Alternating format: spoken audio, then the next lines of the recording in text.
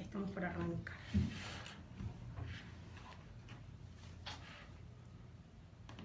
Estamos volviendo de la canción de Alejandro Sanz y estamos por aparecer al aire, por eso este silencio.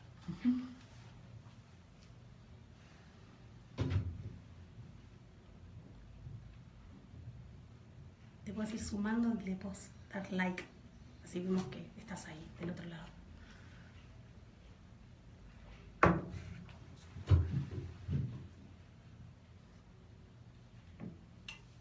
Muy bien, estamos al aire en Sanar el Alma, después de escuchar esta hermosa canción de Alejandro Sanz. Y ahora sí, vamos a dar comienzo a la entrevista con nuestra invitada, Alex Warden. Nuevamente te doy la bienvenida. Esto, viste, es un reciclado otra vez, ¿no? El público se renueva.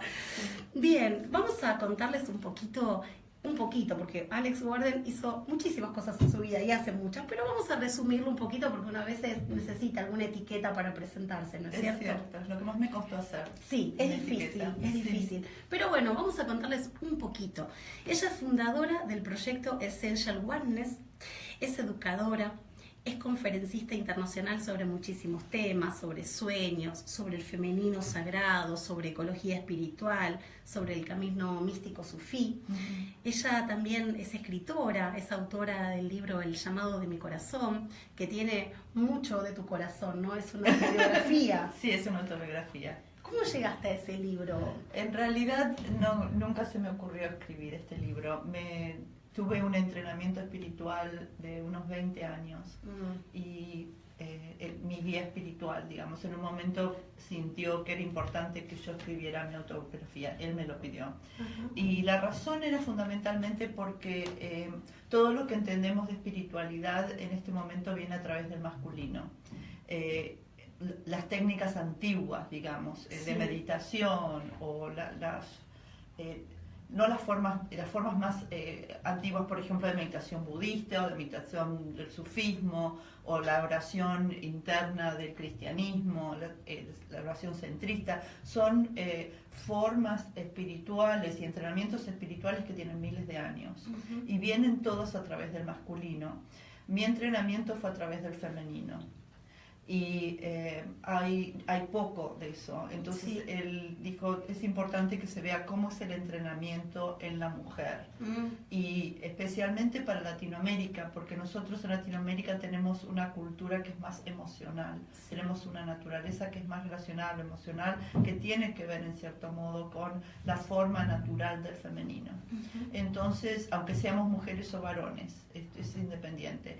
Entonces, también ese entrenamiento servía como muestra de cuál es el trabajo interno en lo que es un latino.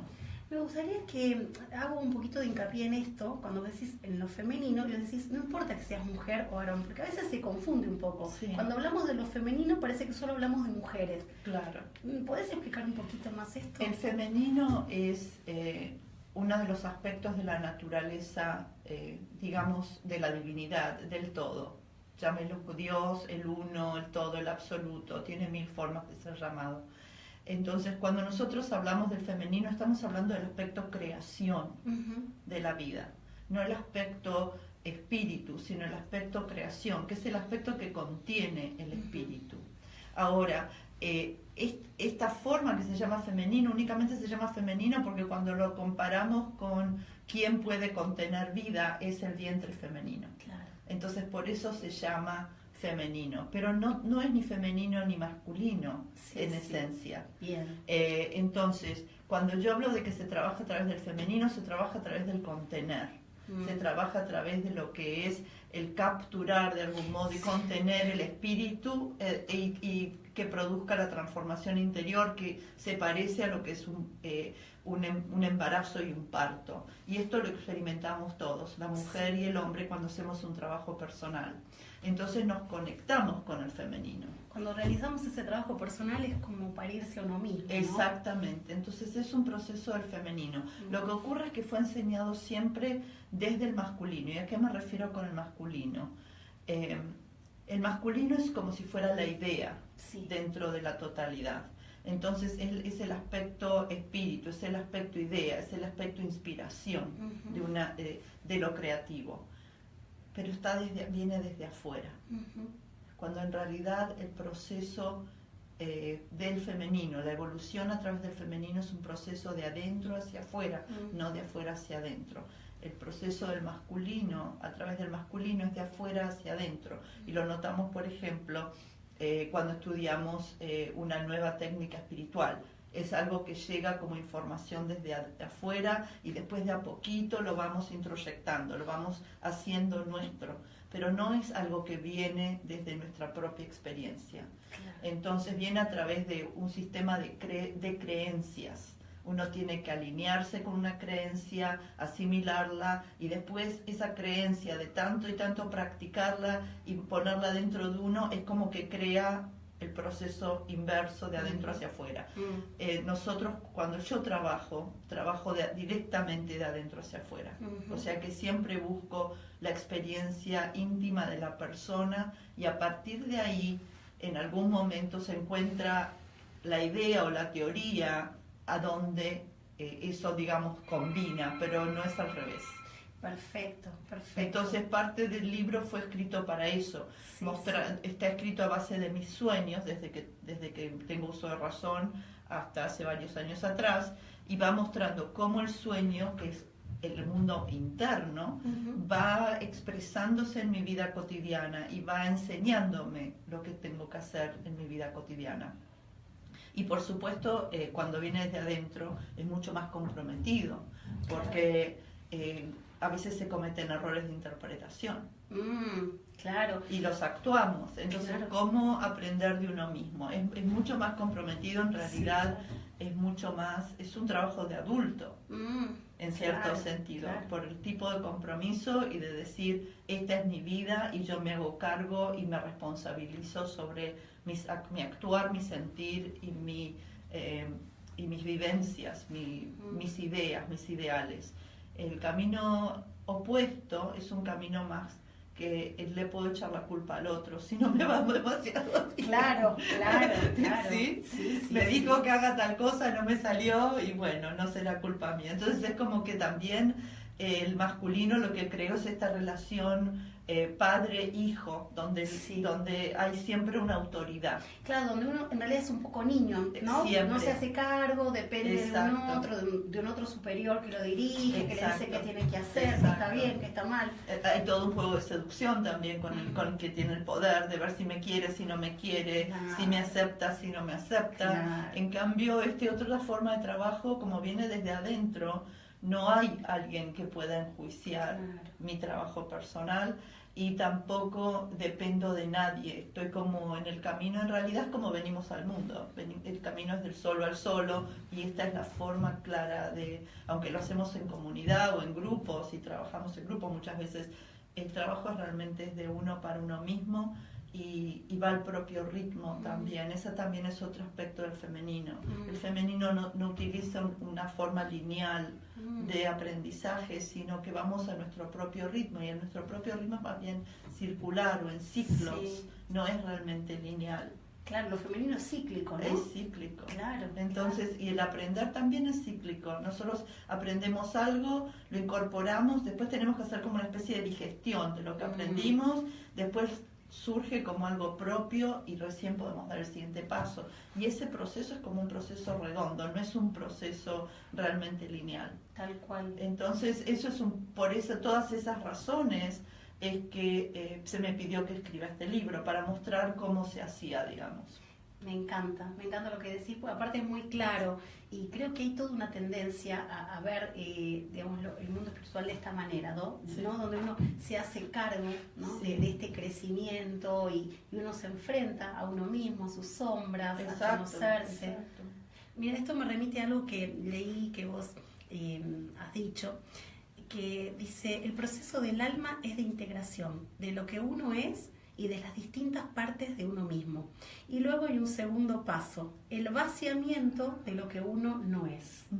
Para llegar a eso hay que conocerse muy profundamente. Lo que ocurre es que sí, hay que conocerse muy profundamente y lleva mucho tiempo, pero también es un camino interesante, porque si prestamos atención estamos siempre aprendiendo algo sobre nosotros mismos y reconociendo un poco lo que uno no es. Y es como un proceso medio paralelo. Cuando hablo del ser y del no ser, no me refiero solamente a las características de la personalidad. Claro, no desde el ego. No, me refiero a que hay un aspecto en que nosotros somos todo, y ese es el aspecto de integración, de que compartimos nuestra naturaleza humana, es compartida con todos los seres humanos, de un modo o de otro, y en diferentes grados. Pero también hay un aspecto de que somos nada, que somos esencialmente una gota de nada, de este gran espíritu, o de esta gran idea, o de, como lo quieran llamar, este gran principio, que es el principio de la vida, que tiene un aspecto de ser y tiene todo un aspecto de inexistencia. Y eso también es un descubrimiento del alma, porque al principio nosotros trabajamos a través de reconocer el ser. ¿Y cómo llegas a vivenciar eso? Porque desde, tal vez yo lo puedo leer, creo entenderlo, pero es muy diferente a realmente vivirlo, sentirlo. Para mí, yo no soy creyente, yo siempre cuento a la gente que yo no soy creyente, yo voy para lo que experimento, punto. Perfecto. ¿Viste? Esa es mi realidad. No, prefiero no creer porque cuando creo tengo que depender de una idea, me transformo en un esclavo del otro. Entonces quiero ser yo misma y quiero ser libre en ese sentido. Eso sería el verdadero desapego, ¿no? Es un desapego en el sentido de decir busco mi propia libertad y mi libertad es lo más importante para mi vida. Eso para mí es lo más importante, mi propia libertad. Y cuando trabajo con gente es que busquen su propia libertad, ¿no es cierto? Es buscar estos caminos. Yo creo que todo viene a través de la experiencia. Cuando nosotros estamos creciendo, vamos desarrollando el ser, quiénes somos, y vamos testeando quiénes somos. Vamos aprendiendo de cualidades que tenemos o de cualidades que proyectamos o que nos gustaría tener y vamos descubriendo quiénes somos. Pero llega un momento en que se empieza a experimentar algo más vasto que uno mismo.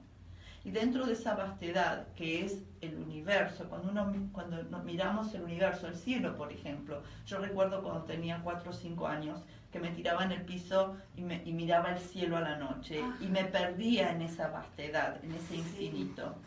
Yo creo que es una experiencia de muchos esta. Cuando uno se pierde en ese infinito, no está existiendo. ¿Te está fundiendo? Te está fundiendo. Y esa fusión es como que uno va desapareciendo en sí mismo. Los límites de uno mismo se expanden tanto que uno deja de ser ese aspecto limitado. Entonces uno lo que aprende, si eso lo analiza después de la experiencia, ¿qué es lo que experimentó? Empieza a experimentar el no ser. Claro. Yo me preguntaba eso, ¿y cómo es el no ser? ¿Qué es el no ser? Es una expansión enorme donde uno deja los límites de uno mismo y uno se sabe al mismo tiempo un punto dentro de esa y al mismo tiempo uno es esa gran vastedad, de modo que uno no es ese punto. O sea que cuando vos decís lo que uno no es que en realidad es ser parte del todo, es ser uno. Es ser parte del todo. Claro. Ahí está. Y cuando lo mirás desde el punto de vista del ego, ver esa vastedad significa que sos un punto. Exacto, en esa vastedad sos un punto, o menos que un punto. Y esto es importante, porque a veces creemos que ciertas experiencias que se llaman místicas o espirituales o de autoevolución son especiales para algunos. Parte de mi trabajo es al contrario. Es mostrarle a la gente que todos tenemos acceso a estas experiencias, que no son cosas raras o especiales para aquellos que están, iluminados. Exactamente, exacto. Que esa creencia es del patriarcado, es una creencia patriarcal, de que hay primero, segundo y tercero, y más arriba y más abajo, y hay solo algunos que son las llaves que te permiten ciertas experiencias o acceso a ciertos niveles o que alcanzan ciertos niveles. Es cierto que hay personas que tienen más de esas experiencias que otros, pero eso es su destino, no es porque algo sea mejor o peor. Pero parte de mi trabajo, lo que yo siento que necesito transmitir es el aspecto del femenino, y el femenino es todos somos iguales, todos tenemos esta experiencia. Hablemos de nuestras experiencias y vamos a ver que todos encontramos en algún momento algo en común. Entonces, si yo te cuento a vos esto de la experiencia del ser y del no ser, y vos reconoces en vos y otro lo reconoce en sí mismo, ya no es tan lejano. Claro, claro. Si no es siempre tan lejano, yo no puedo. Me hablan de la conciencia de unidad. No sé lo que es la conciencia unidad. Debe ser algo que existe más allá, a lo cual yo no tengo acceso. Claro. Todos tenemos acceso. Y es importante, parte del camino nuestro es empezar a reconocer nuestro acceso. Y eso significa tener responsabilidad sobre uno mismo también, porque si yo tuve esa experiencia, ahora ya no puedo decir que no la conozco y no puedo seguir mi camino como lo hacía hasta hoy, porque ahora sé que la tuve y lo que eso significa en mi vida. Porque si empezamos a ver cómo somos parte de todo y cómo nuestra esencia se unifica con ese todo, nuestra vida cambia. Porque ya hay ciertas cosas que no podemos hacerle al vecino. Y cómo, yo me pregunto, ¿no? ¿Cómo integrás esta visión mística con estar inserta en el mundo en el que vivimos, donde pasan cosas, donde hay dolor, donde hay cosas que vemos y nos duelen, ¿no? Hay muchísimas. ¿Cómo se hace para tener una mirada tan integradora y de conciencia y de unidad cuando hay cosas de la realidad que nos duelen? Yo puedo hablar solamente de mi propia experiencia de esto. Por un lado, trato de verlo, dónde estoy yo en eso, cuál es mi parte, de modo de que trato de hacer lo mejor que yo pueda, de modo de que no sienta que le debo nada a nadie. ¿Sí? Eso por un lado. Segundo, dejo de mirar lo que el otro hace. Me concentro en mi propio accionar. Bien. Independiente de lo que el otro pueda hacer, decir, pensar o reaccionar. Y después trabajo a través de la compasión. Porque en realidad lo que yo noto es que hay mucha inconsciencia. Sí. Y eso significa también que estamos expuestos constantemente a todo un flujo que busca volvernos inconscientes también. Sí, ¿no? Del mismo modo que hay un flujo que trata de crecer, hay un flujo que trata de volvernos inconscientes. Y lo hacen a través de la agresión, lo hacen a través de la rabia, constantemente la rabia, la crítica, la cosa la agresión. La agresión, la suciedad. Entonces cuando yo veo eso me causa muchísima pena, por un lado. Pero lo que yo sé es que yo no puedo caer o ponerme peor solo por eso. Entonces es como que me impulsa a hacer algo mejor. Claro.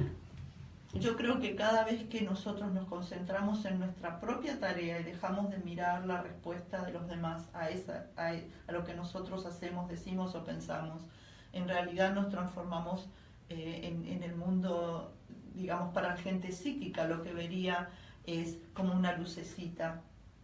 Sí. En otro nivel, es como que te transformas en una estrellita dentro de un gran cielo oscuro. Y otras almas, aunque uno no lo sepa conscientemente, el alma de uno percibe esas lucecitas y empieza a acercarse donde necesitan, porque empieza a recibir alimento de allí. Entonces, el trabajo que hacemos a veces no tiene tanta repercusión o se nota tanto en el mundo externo, pero en el mundo interno sí. Y en el mundo interno empieza a llamar y a atraer, aunque uno no lo haga abiertamente, a aquellos que necesitan relacionarse de algún modo con esa luz. De modo que lo único que podemos hacer en ese sentido es nuestra parte. Perfecto. Eso es como yo lo vivo. No engancharme en eso y hacerlo crecer y alimentarlo, sino... No, porque cuando yo reacciono, en realidad le estoy dando alimento energéticamente. Claro. Entonces, tengo que tener cuidado tanto de ponerme a favor o de ponerme en contra. Bien. Ambas situaciones, yo estoy dando energía a eso. Entonces, ¿qué pasa si yo me alineo con lo que yo necesito hacer, decir y pensar con mi propia vida? Me fijo en esto y dejo de mirar la respuesta afuera. Me encanta lo que decís, me encanta, es una muy buena postura y creo que nos ayuda a todos a ver las cosas de otro lado, porque es tan fácil engancharse con el enojo. Por supuesto. Y no nos damos cuenta cuando uno entra en ese juego, ¿no? Del ego, de vos me decís, yo reacciono, yo te digo, y cada vez la hacemos peor. El primer dañado es uno mismo. Exacto. ¿No? Uno cree que liberando el enojo y tirando toda esa agresividad afuera, dice, estoy descargado. No, está cargándose. Claro. Porque lo que ocurre en este momento y que se ve mucho, por ejemplo, en la sociedad en este momento, es que expresás enojo y parece que te liberás, pero en realidad no te liberás, porque en cuanto bajás y te relajás un rato, te empezás a cargar de nuevo. Y cuando te volvés a cargar, como no tenés otra forma de salida, el enojo se torna en una adicción. Totalmente. Entonces, me enojo, exploto, me relajo, me enojo, exploto, me relajo. Sí, no, es un no círculo del que no salgo nunca. Exacto, en realidad es un ciclo involutivo, porque lo que está llamando de nosotros es nuestra naturaleza más instintiva. Y no es una naturaleza instintiva natural porque no somos más animales inconscientes, sino que es el aspecto más oscuro del instinto, que es el aspecto destructivo, ¿sí? Sí, porque el instinto tiene un aspecto procreador y creativo, pero también tiene un aspecto destructivo. Sí. Cuando entramos en el ciclo del enojo, la rabia, la explosión, que inclusive lo que yo noto que a veces me entristece bastante y lo cuento mucho es cuando hablamos mal. En nuestra cultura decimos tantas malas palabras, están totalmente incorporadas a nuestro diálogo cotidiano. Sí, se naturalizan. Nos estamos insultando constantemente, cariñosamente, ¿no? Sí. En vez de decirnos qué linda que estás, tengo que decirte una palabra con B o con P para decir lo mismo. O sea, pero lo que no nos estamos dando cuenta es que la vibración de esa palabra, porque es una palabra grosera y no fue creada para decir algo bueno, sino para insultar. Aunque yo no insulte, estoy trayendo esa vibración a mi existencia. Y yo lo que veo es que eso también trae agresión, porque esa palabra no fue creada para ser sutil, sino es una palabra para traer una cierta densidad de agresión. Entonces, aunque yo no la use así, tiene esa densidad. Claro. Entonces me voy abasteciendo de ese tipo de vocabulario dentro de mi alma, dentro de mi cuerpo. Entonces atraigo más agresión hacia mí y tengo más que explotar. Esto, mira, me hace acordar un poco, es lo que habla el doctor Emoto cuando habla de la emoción, digamos, y cómo las palabras impactan, ¿no? en mi persona. Y uno de los acuerdos del doctor Miguel Ruiz cuando dice, sé impecable con tus palabras, ¿no? Conjugando estas dos cosas, digo, qué importante prestar atención a lo que decimos. Sí, y la forma en que lo decimos y las palabras que utilizamos. Cuando yo trabajo, muchas veces hay gente que se ha ofendido conmigo porque digo, en este espacio no vamos a utilizar malas palabras para hablar. Claro. No es porque nadie quiere insultar, sino no las vamos a incorporar. Y es porque estoy tratando de elevar la vibración. En cuanto hablamos con palabras grotescas, aunque no lo sepamos, estamos bajando la vibración y estamos bajando nuestra propia vibración. Entonces se hace mucho más difícil también establecer límites, por ejemplo. Si yo insulto a alguien amigablemente, ¿qué le voy a decir cuando me enoje? Claro, tal cual. Hay una cierta, aparte, si yo permito que alguien me hable así, es como que hay un acercamiento que es pegajoso, no es un acercamiento cálido. Ahí viene la cosa. Uno, si realmente nos sintiéramos esas palabras, veríamos que son pegajosas, tienen como una cierta oscuridad en sí mismas. Claro, son densas. Y si tenés un poco de sensibilidad, lo sentís, te das cuenta, se siente, claro que sí. Y yo veo que le hablamos así a los niños, le hablamos así a cualquiera, a la gente mayor, a gente que no conocemos. Y después nos preguntamos por qué los niños dicen las cosas que dicen. Claro. Simplemente replican lo que escuchan. Exactamente. Claro, Y sí, por ahí no lo escuchan de los padres, pero definitivamente lo escuchan de cualquier otro lugar. Sí, de los medios de comunicación, de lo que fuera. Sí, ¿no? hoy por hoy se habla así en los medios de comunicación, y esa es otra cosa, de que las personas que tienen acceso a ser escuchadas o vistas por otros tienen una responsabilidad enorme de modelar conducta, de modelar actitud desde mi punto de vista, porque los demás estamos aprendiendo de esas personas. Entonces, si esa persona es grotesca o dice cosas grotescas o es agresiva, estamos consumiendo eso nosotros al escucharlo, y nos estamos cargando de la agresión del otro. Entonces, después, ¿qué vamos a hacer con eso? Expresarlo de la manera, si la persona que modela y a quien admiro actúa y habla de esa manera, entonces yo tengo mucho más derecho.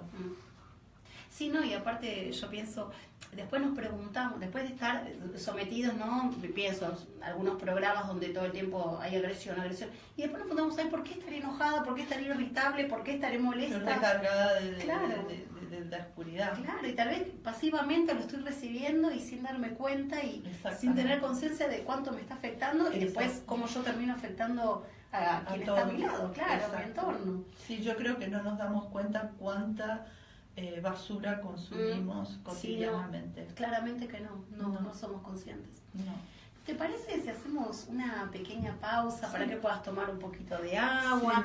Y después de esta pausa quisiera que nos metamos en el tema de los sueños, que me resulta apasionante. ¿Te parece? Sí, claro. Bien, vamos entonces a hacer una pausa, vamos a escuchar a nuestros anunciantes y en un ratito más seguimos aquí en Sanar el Alma.